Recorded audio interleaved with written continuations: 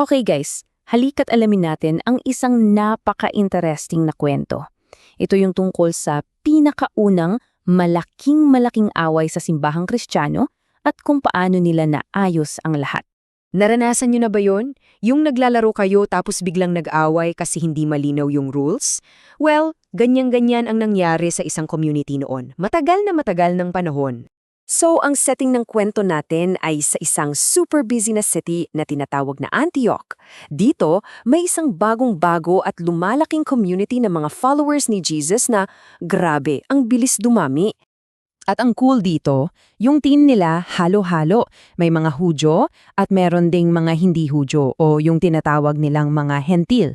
Imagine, 'di ba? Galing sa iba't ibang background pero sobrang saya nila, nagkakasundo at sabay-sabay na lumalago yung community. Okay, so heto na. Habang masaya ang lahat, biglang may dumating na mga bisita. At ang sabi nila parang, wait lang, mali ang ginagawa nyo, hindi yan ang rules. At boom, dyan na nagsimula ang isang malaking gulo. So dalawa yung naging panig dito. Sa isang banda, yung mga bisita, ang sabi nila, para maligtas kayo, kailangan yung sundin yung mga lumang tradisyon naming mga Hudyo. Pero sa kabilang banda, yung mga leader doon na sina Pablo at Bernabe, ang sabi, hindi. Ang pinaka-importante sa lahat ay yung maniwala ka kay Jesus. Yun ang mahalaga. Kaso sabi ni na Pablo at Bernabe, mali yun. So bakit nga ba naging super big deal to? Bakit sobrang laki ng epekto ng away na to? Parang simpleng rules lang, di ba? Pero hindi. Para maging fair, yung mga nagpupumilit sa rules, hindi naman sila kontrabida. Ang totoo, nag-aalala lang sila.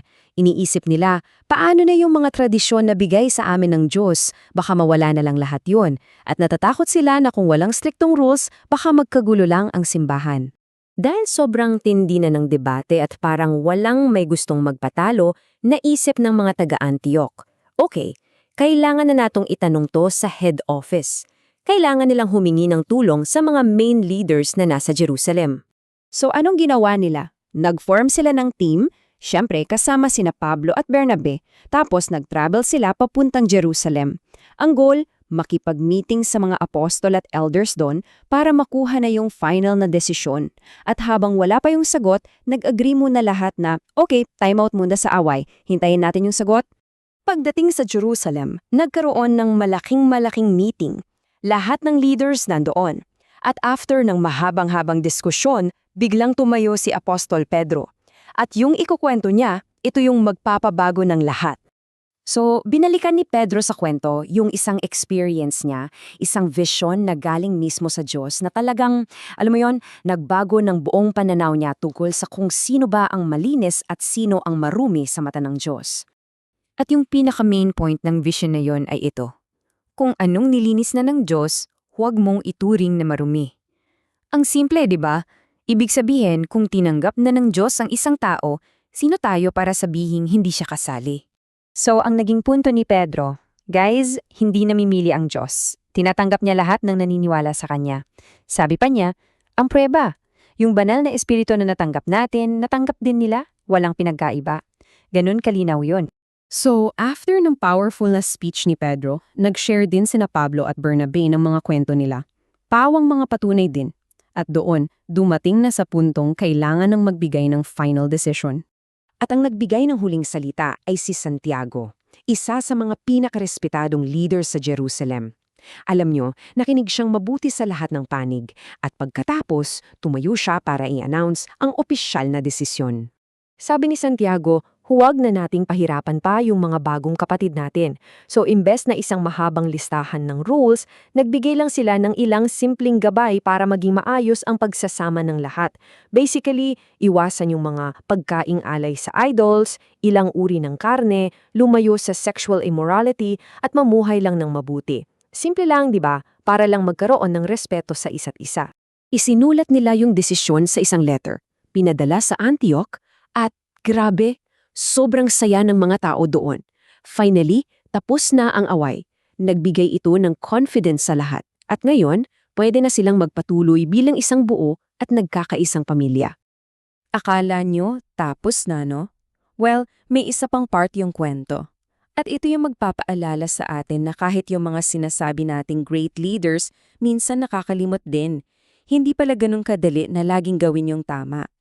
So after some time, itong si Pedro, bumisita siya sa Antioch. At nung una, ang ganda.